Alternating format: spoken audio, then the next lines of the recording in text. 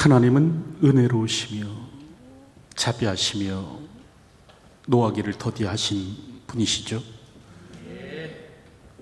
그럼에도 오늘 우리가 읽은 시편 50편에는 하나님의 노여움이 나타나 있는데 1절을 보면 하나님께서는 세상을 부르십니다. 해 돋는 데부터 지는 데까지 부르시는데 까닭은 자기 백성의 죄를 드러내고 책망하기 위함입니다. 특별히 이 부름은 법정적 부름이었는데 시편 50편을 보면 하나님께서는 결코 잠잠히 계시지 않습니다. 삼키는 불처럼 사방에 부는 광풍처럼 임하시는데 이 까닭은 자기 백성의 죄를 판결하기 위함이었습니다. 그래서 이제 시편 50편 7절을 보면 이스라엘아 내가 내게 증언하리라 그렇게 말씀하죠. 그럴 때 이제 내게라는 말 앞에 우리 한글 성경을 보면 숫자 1이 적혀 있고 각주를 찾아보면 너를 대적하여 증언하리라 그렇게 되어 있습니다. 공동번역 성경은 이를 내가 너희 죄상을 밝히리라 라는 말로 번역하고 있는데 여기서 이제 증언하리라 라는 말은 항의하리라 라는 그런 말입니다. 그렇다고 한다면 하나님께서 이같이 하시는 까닭은 무엇인가? 왜 이스라엘을 부르시어 그들을 법정에 세우시나? 그 이유를 살펴보면 여러분 제사나 재물 때문은 아니었습니다. 시편 50편 8절을 보면 나는 내 재물 때문에 너를 책망하지는 아니하리니 내 번제가 항상 내 앞에 있음이로다 말씀하는데 번제가 항상 내 앞에 있다 그렇게 말씀하죠. 여러분 이스라엘은 매일 아침 저녁으로 하나님 앞에 번제를 드렸습니다. 그래서 하나님께서는 항상 내 번제가 항상 내 앞에 있다 그렇게 말씀하는 겁니다.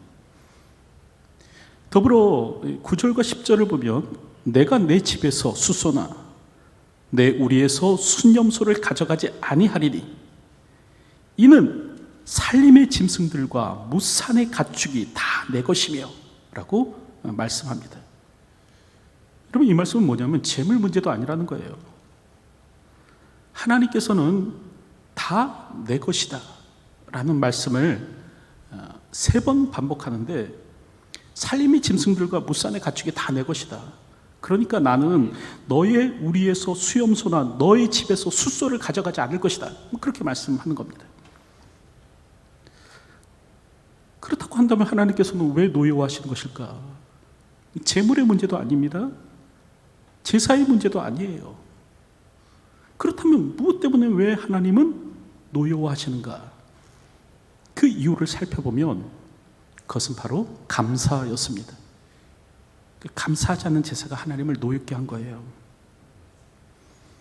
그래서 시편 50편 14절을 보면 감사로 하나님께 제사를 드리며 그렇게 말씀하고 있죠.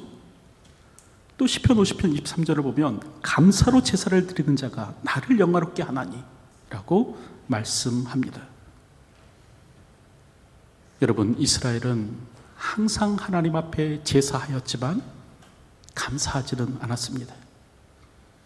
저들은 값비싼 수소와 수염소를 가지고 하나님 앞에 제사했지만 감사치는 않았습니다. 그럴 때 하나님께서는 자기 백성에게 무엇을 원하시는가? 감사를 원하셨습니다. 제사로 언약한 백성이 하나님 앞에 무엇으로 제사해야 되는가? 감사로 제사해야 된다 라고 하시는 겁니다.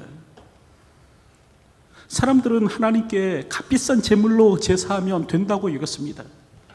하지만 그게 아니라는 거예요. 사람들은 수소와 수염소를 잡아 제사하면 하나님을 영화롭게 할 수 있다고 생각했습니다. 근데 하나님은 그렇지 않다는 거예요. 나는 내가 내 집에서 수소나 내 우리에서 수염소를 가져가지 아니하리니 그렇게 말씀합니다. 내가 원하는 것이 수소나 수염소가 아니라는 거예요.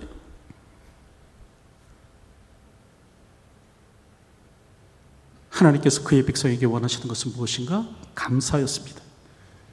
그리고 그 감사가 나를 영화롭게 한다. 그렇게 말씀하십니다. 여러분, 우리가 알듯 사람의 제일 되는 목적이 무엇입니까? 그것에 대해서 이제 웨스트민스터 소요리 문답은 다음과 같이 대답하죠. 사람의 제일 되는 목적은 하나님을 영화롭게 하는 것과 영원토록 그를 즐거워하는 것이다.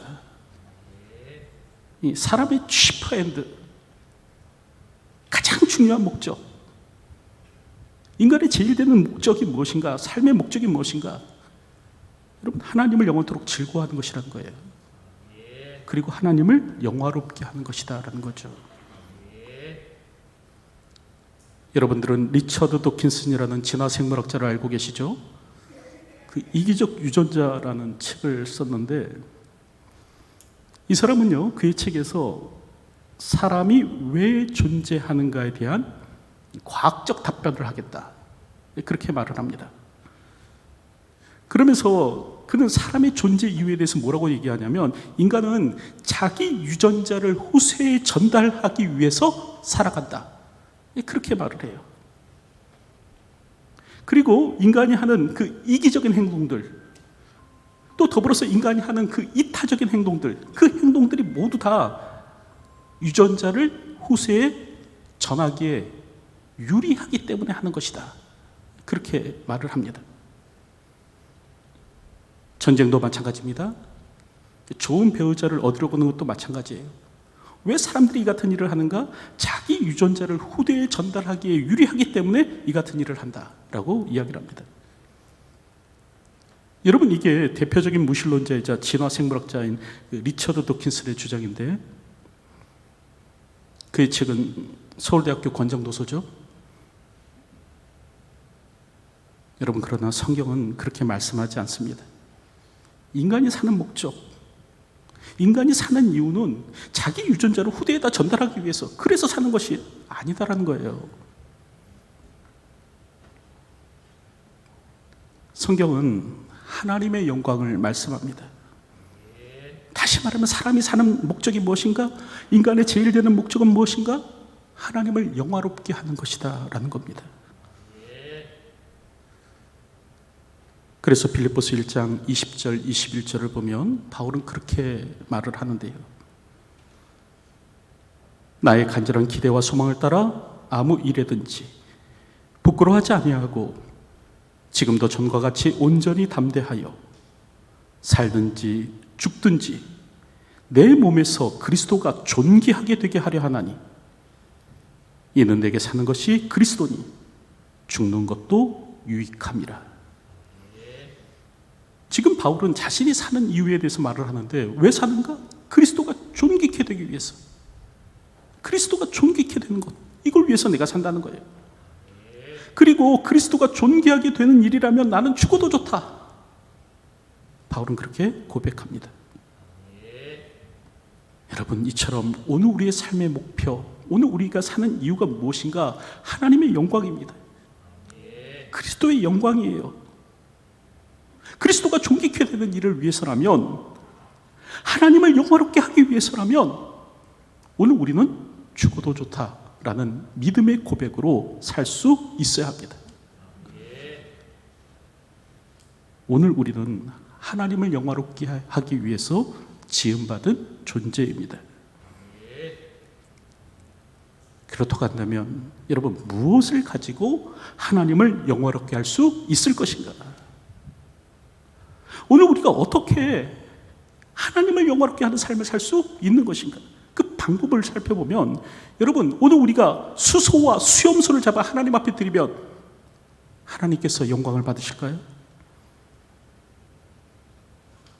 내 허물을 위하여 내 마다들을, 내 영혼의 죄를 인하여 내 몸의 열매를 하나님 앞에 드리면 하나님이 영화롭게 되실까요?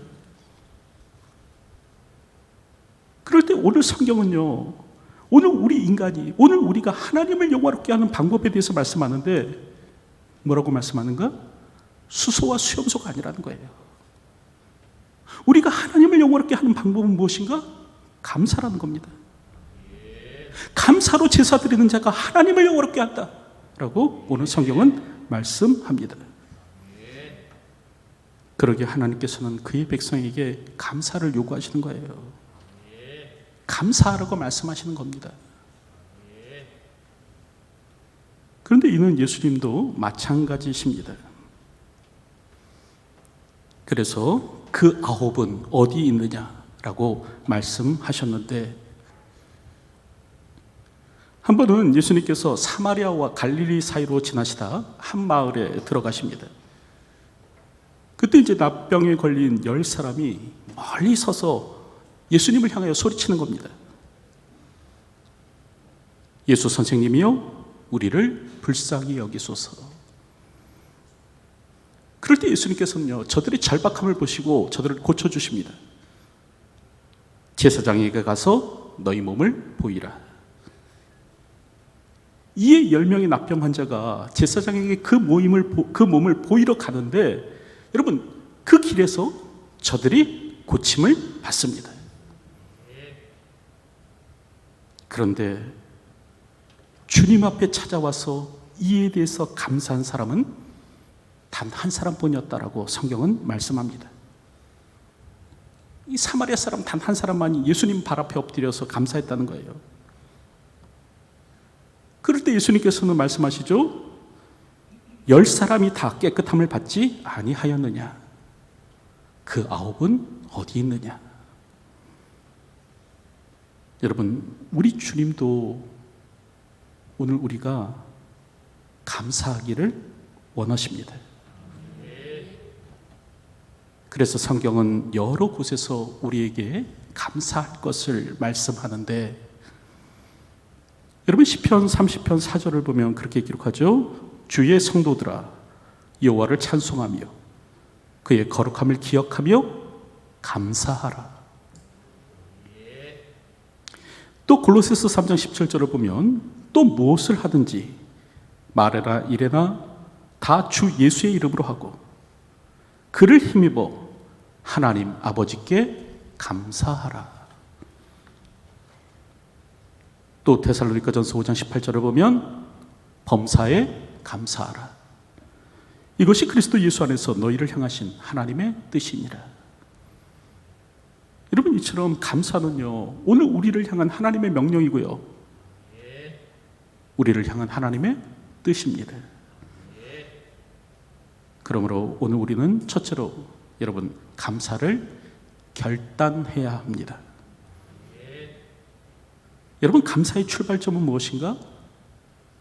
결단이에요. 어떤 상황 속에서도 감사로 살겠다라는 결단이 있어야 우리는 감사할 수 있습니다. 이런 결단이 없으면 마땅히 감사해야 할 상황에서조차도 감사치 못하고 살아가는 것이죠. 그런 면에서 다윗은 감사를 결단한 사람이라고 할 수 있는데, 시편 34편 1절 이하를 보면 이렇게 말씀합니다. 내가 여호와를 항상 송축하며 내 입술로 항상 주를 찬양하리이다. 내 영혼아 여호와를 자랑하리니 곤고한 자가 이를 듣고 기뻐하리로다. 나와 함께 여호와를 광대하시다 하며 함께 그의 이름을 높이세. 여러분, 지금 다윗은 하나님을 찬양하고 있는 겁니다. 하나님을 자랑하고 그의 이름을 높이고 있는데, 그런데 이 시편 34편의 표지를 보면 다윗이 아비말렉 앞에서 미친 채하다 쫓겨나서 지은 시라고 되어 있습니다. 여러분, 우리가 알듯 다윗은 사울에게 쫓겨서 더 이상 이스라엘에서 숨어 살 수가 없었죠. 결국 그 원수의 나라 블레셋에 자기를 의탁하게 되는데, 그랬더니 이제 블레셋의 신하들이 노발대발하는 겁니다. 다윗은 골리앗을 죽인 자라는 거예요. 다윗을 살려둬서는 안 된다는 겁니다. 그러지 이제 다윗이 목숨의 위협을 느끼죠. 그리고 다윗은 살기 위해서 블레셋 왕 앞에서 미친 척을 합니다. 수염에 침을 질질 흘리면서 막 미친 사람 흉내를 내요. 그러다가 결국 이제 쫓겨나게 되는데 참 구차한 삶이죠. 자존심 상하고 아마 죽고 싶었을 겁니다. 상상하기조차 싫은 그 치욕의 순간을 지금 다윗이 경험한 겁니다. 근데 그럼에도 불구하고 지금 다윗이 무엇을 하는가? 하나님을 자랑하고 찬양하고 감사하겠다는 거예요.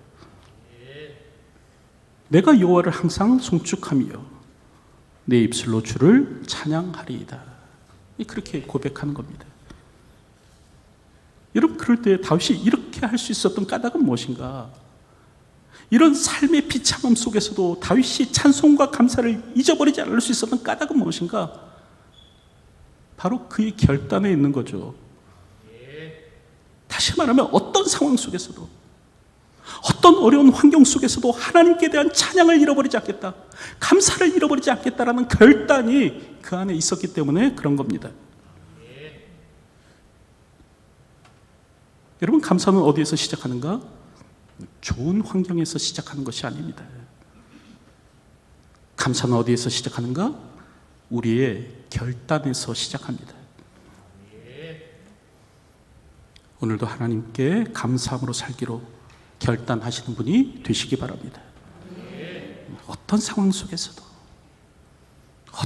속에서도 감사하며 찬양하겠다는 믿음의 결단이 오늘 우리 안에 있었으면 합니다. 우리의 감사는 우리의 결단에서 시작합니다. 오늘도 감사의 사람으로 이 땅을 살아가겠노라는 그 믿음의 결단이 저와 여러분 가운데 있기를 축원드립니다. 둘째로 오늘 우리가 감사하며 살아야 하는데, 그럴 때 필요한 것이 무엇인가? 바로 자족하는 마음입니다. 자족하는 마음이 우리 가운데 있어야 합니다. 우리가 알듯 빌립보서 4장을 보면 바울이 그렇게 편지하죠. 내가 궁핍함으로 말하는 것이 아니니라. 어떠한 형편이든지 나는 자족하기를 배웠노니 나는 비천에 처할 줄도 알고 풍부에 처할 줄도 알아.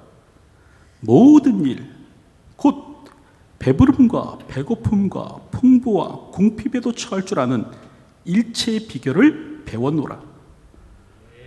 내게 능력 주시는 자 안에서 내가 모든 것을 할 수 있느니라. 여러분, 바울은 내게 능력 주시는 자 안에서 내가 모든 것을 할 수 있다라고 그렇게 말을 하는데, 여러분, 그럴 때 여기서 모든 것은 뭐 병을 고치고 뭐 기적을 일으키고 뭐 죽은 사람을 살리고 뭐 그런 의미가 아닙니다. 여기서 내게 능력 주시는 자 안에서 내가 모든 것을 할 수 있다라는 것에서 이 모든 것은 풍부와 더불어 궁핍에도, 배부름과 더불어 배고픔에도 나는 처할 수 있다. 바로 그런 의미입니다. 나는 풍요만이 아니라 궁핍한 가운데서도, 나는 배부른 가운데서만이 아니라 배고픈 가운데서도 살아갈 수 있는 능력이 내게 있습니다. 그런 얘기를 하는 거예요. 여러분, 많은 사람들이 풍요만을 원하죠. 배부름만을 꿈꿉니다. 그럴 때 바울은 궁핍 속에서도 살아갈 수 있고 배고픔 속에서도 살아갈 수 있는 능력이 있었어요. 궁핍에 있다고 해서, 배고픔에 있다고 해서 좌절하거나 낙심치 않고 그 믿음이 흔들리지 않을 수 있는 힘이, 능력이 있었어요. 그럴 때 바울의 이 비결이 무엇이었는가? 어찌하여 바울은 궁핍과 배고픔 속에서도 그 믿음을 잃지 않고 신앙을 지켜가며 하나님 앞에 감사할 수 있는 삶을 살 수 있었는가? 그 비결이 무엇인가? 거기에는요, 여러분, 자족이 있었습니다. 바울이 자족하기를 훈련한 겁니다. 그래서 바울은 내가 풍요에 처할 줄도 알고 궁핍에 처할 줄도 알게 되었다, 그렇게 말을 하는 것이죠. 우리가 알듯 자족은 스스로 넉넉하게 여기는 마음입니다. 다시 말하면 하나님께서 내게 주신 분기대에 대해서 만족하는 마음이에요. 그리고 이 마음에서 감사가 나옵니다. 아무리 많은 것을 소유했다 할지라도 자족하는 마음이 없으면 감사치 못합니다. 우리가 알듯 인간을 비참하게 만드는 것은 무엇인가? 환경이 아니에요. 가난이 아니에요. 인간을 비참하게 만드는 것은 무엇인가? 욕망입니다. 사람은요, 자기 욕망이 채워지지 않을 때 막 분노하고 원망하고 불평하는 거예요. 그럴 때 세네카는 그런 말을 했죠. 돈은 아직까지도 어느 누구도 부자로 만들지 못했다. 여러분, 부자는 돈으로 만들어지는 것이 아닙니다. 부자는 자족하는 마음으로 만들어집니다. 세상의 모든 것을 가지고 있을지라도 이 자족하는 마음이 없으면 그 사람은 늘 불행한 거예요. 오늘도 자족함으로 사시는 분들이 되셨으면 합니다. 하나님께서 내게 주신 분량에 대해서 감사하시기 바랍니다. 그러면 하나님은 더 많은 것으로 채워 주실 것입니다. 실제로 오늘 우리가 감사하기 위해서는 여러분, 우리의 마음을 낮은 곳에 두어야 합니다. 우리가 알듯 감사의 적은 교만입니다. 왜 감사하지 못하는가? 교만하기 때문이에요. 여러분, 사람이 교만하면 자기가 누리는 것을 당연하게 여기게 됩니다. 반면 감사는 다르죠? 감사는 겸손의 뿌리입니다. 그래서 호세 마르티라는 사람이 그런 말을 했어요. 감사는 꽃처럼 높은 곳에서 피어나지 않고, 감사는 높은 곳에서 피어나는 것이 아니라는 거예요. 겸손한 자의 아름다운 토양에서 더 푸르러진다. 감사는 겸손한 자의 토양에서 자라난다는 겁니다. 겸손 가운데서 자라난다는 거예요. 그 마음을 높이지 아니하고 낮은 곳에 둘 수 있는 사람만이 작은 것의 가치를 알고 그 어떤 것도 당연한 것으로 여기지 않아 감사함으로 살 수 있는 겁니다. 여러분, 겸손한 사람은 작은 것에도 감격해요. 오늘 우리가 스스로를 작게 여길 때 감사할 수 있습니다. 우리가 알듯 바울은 늘 감사로 살지 않았습니까? 신약 성경을 보면 총 62번의 그 감사의 고백이 나온다고 합니다. 근데 그 가운데서 48번이 바울의 것이라고 해요. 그럴 때 그 배경에는 무엇이 있었는가? 바로 바울의 겸손이 있었죠.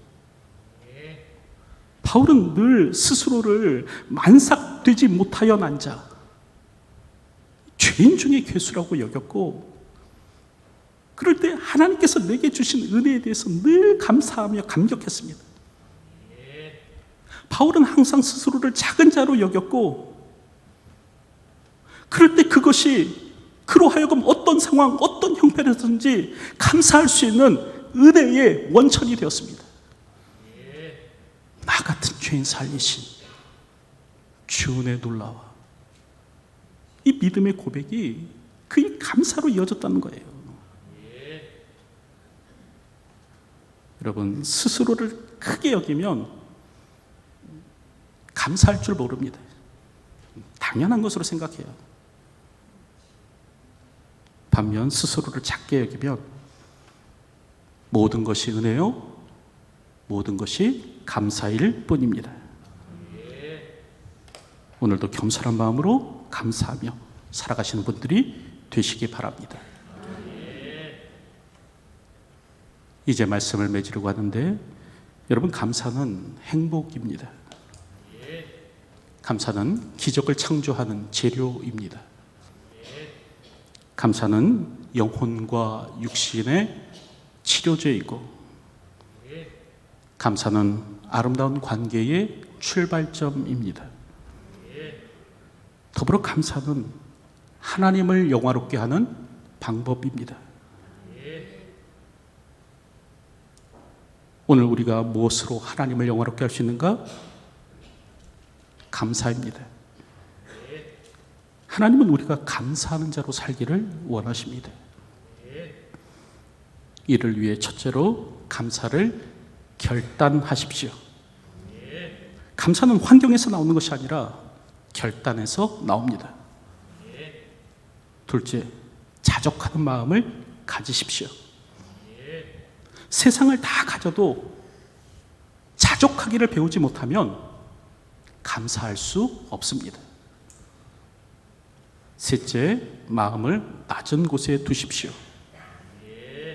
그래야 당연히 여기지 않습니다. 오늘도 이 같은 사실을 기억하며 감사하는 자로 이 땅을 살아가는 저와 여러분들이 되시기를 주님의 이름으로 축원드립니다. 기도하겠습니다. 오늘도 주의 거룩한 말씀이 우리 마음 한가운데 새겨지게 하여 주시고, 오늘도 이 말씀대로 이 땅을 살아가는 삶이 되게 하여 주시기를 소원합니다. 오늘도 주님의 말씀에 생명을 걸고, 오늘도 주님의 말씀에 운명을 걸고 이 땅을 살아가는 삶이 될 수 있도록 도와주시옵소서. 특별히 오늘도 이 땅을 살아갈 때 감사의 사람으로 살아가기를 소원합니다. 감사로 하나님을 영화롭게 하는 저희의 삶이 되게 하여 주시옵소서. 이를 위해 감사를 결단케 하여 주시고, 자족하는 마음으로 살게 하여 주시고, 우리의 마음을 낮은 곳에 둠으로 사는 저희가 되게 하여 주시옵소서. 그리하여 언제나 우리의 삶에서, 우리의 입술에서 감사가 고백되게 하여 주시고, 이 감사를 통하여 하나님께서 영광 받으시는 은혜가 있게 하여 주시옵소서. 오늘도 감사로 하나님을 영화롭게 하는 인생이 되기를 소망하고, 이 모든 말씀 예수님의 이름으로 기도하옵나이다. 아멘.